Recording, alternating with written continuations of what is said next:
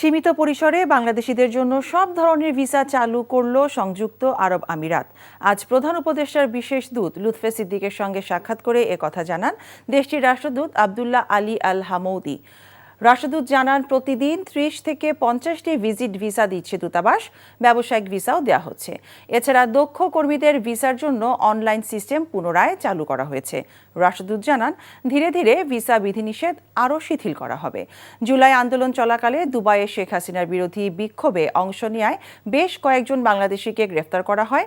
অন্তর্বর্তী সরকারের কূটনৈতিক প্রচেষ্টায় তাদের দেশে ফেরত আনা গেলেও অঘোষিতভাবে বাংলাদেশিদের জন্য এতদিন ভিসা দেয়া বন্ধ রাখে আরব আমিরাত সরকার। বান্ডেল থাকলে প্রতি সেনমানিতে টাকা বাঁচবে। বিকাশ সেনমানি বান্ডেল কিনে জিতুন প্রতি লেনদেনে।